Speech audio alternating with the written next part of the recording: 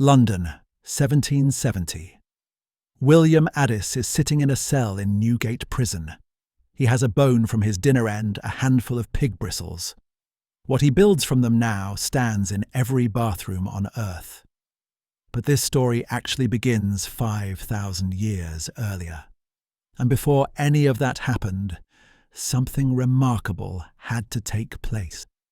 So let's travel back to ancient Babylon, roughly 3,500 years before the Common Era. People started chewing the ends of small twigs until the wood fibres frayed apart and formed a kind of little brush.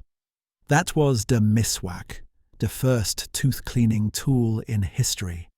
And here's the curious part. Modern research confirms those twigs have natural antibacterial properties. The Egyptians, the Greeks, the Romans, every one of them had their own version of the chewing stick.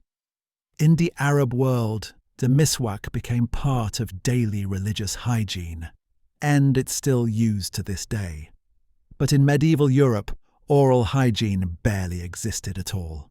Teeth were wiped with a rag dipped in salt or soot, or not cleaned at all. The real toothbrush, with a handle and bristles, first appeared in China at the end of the 15th century.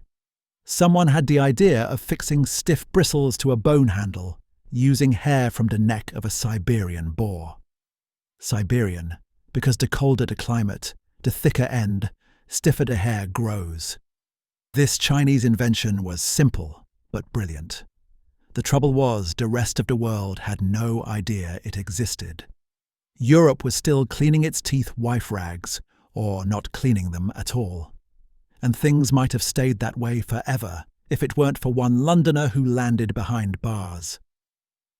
But what Addis dreamed up in that cell would change bathrooms all over the world. The year is 1770. William Addis is thrown into Newgate prison for taking part in a street riot. And there, cleaning his teeth wife a grimy, salted rag, he has an idea. He saves a bone from his dinner and drills a row of tiny holes into it.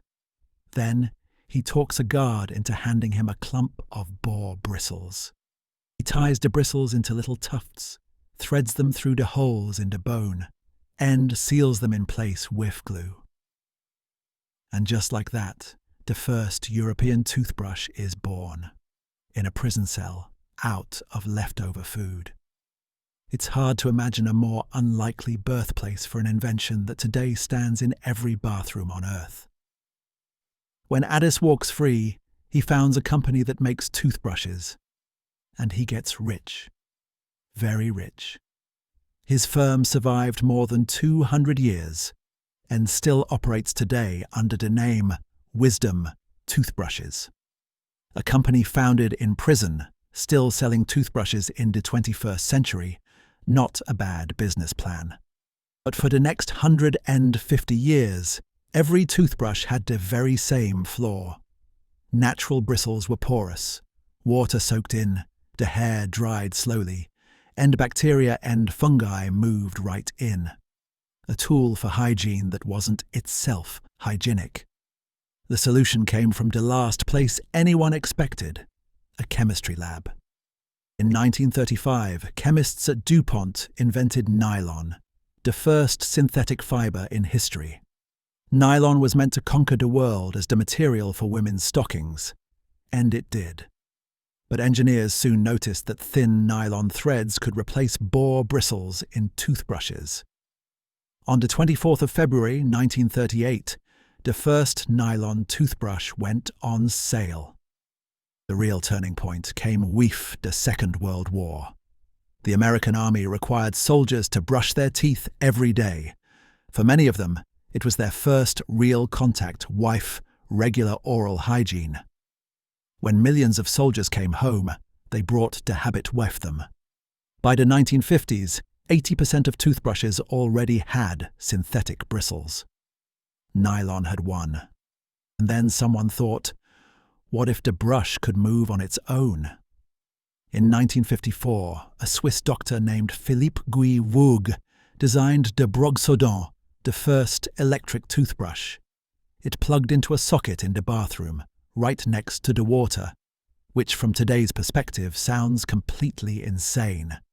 At first, electric toothbrushes were meant for people with limited hand mobility, but it turned out that people simply like it when something does the work for them. Today, it's a multi-billion-dollar industry. With sonic technology, pressure sensors, and apps on your phone. From a chewed-up twig to artificial intelligence in the bathroom. And finally, a fact that says more about the toothbrush than the whole rest of this story. In 2003, the Lemelson Institute at MAJT asked Americans a question. If you could keep just one invention, which would you choose? The options: the car, the computer, the phone, the microwave, and the toothbrush. The toothbrush won. 42% of adults picked it over everything else. So just think about it, from Babylonian chewing sticks, through William Addis's prison cell, all the way to DuPont's nylon revolution. 5,000 years of human ingenuity packed into one piece of plastic with a few thousand fibers. Subscribe so you don't miss the next story of an everyday thing. Because great change doesn't always take a great invention. Sometimes all it takes is a piece of bone, a handful of pig bristles, and one good idea in a prison cell.